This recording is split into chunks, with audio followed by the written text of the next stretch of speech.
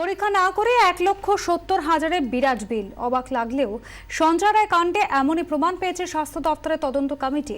Report বলছে রক্তক্ষরণ বন্ধে অ্যাঞ্জিও অ্যাম্বুলাইজেশন করাই হয়নি। চিকিৎসায় গাফিলতির আরও একগুচ্ছ প্রমাণ মিলেছে বলে খবর স্বাস্থ্য ভবন সূত্রে।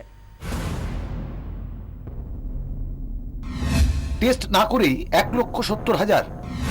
হ্যাঁ, এমনটাই হয়েছিল সঞ্জয় রায়ের ক্ষেত্রে। দ্বিতীয় তদন্ত কমিটির রিপোর্ট রীতিমতো চমকে দিচ্ছে। সঞ্জয় কাণ্ডে ভুয়ো বিলের প্রমাণ মিলেছে রিপোর্টে।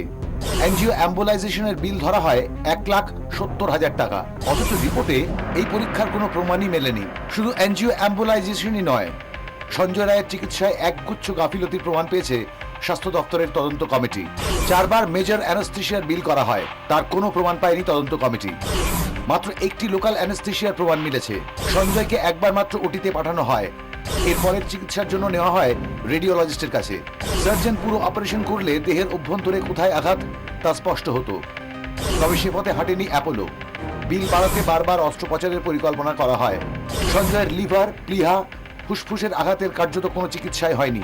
ভিতরে যে অনবরত রক্তক্ষরণ হয়ে যাচ্ছে তাও বন্ধ করা হয়নি। রিপোর্ট বলছে দেহের অভ্যন্তরে এই রক্তক্ষরণের জেরেই শেষ পর্যন্ত মৃত্যু হয় সঞ্জয় রায়ের। শুধু গাফিলতিতেই শেষ নয় অভিযোগ, অ্যাপোলোর বিরুদ্ধে নথি বিকৃতিরও প্রমাণ রয়েছে বলে খবর স্বাস্থ্য ভবন সূত্রে।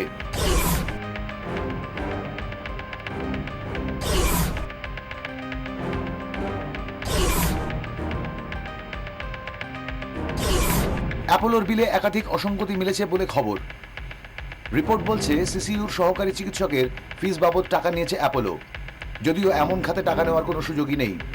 শুক্রবার নবান্নে মুখ্যমন্ত্রীর কাছে এই রিপোর্ট জমা পড়েছে। এ ব্যাপারে অ্যাপোলো কর্তৃপক্ষের কোনো বক্তব্য অবশ্য পাওয়া যায়নি। সন্দীপ সরকারের রিপোর্ট, 24 ঘন্টা।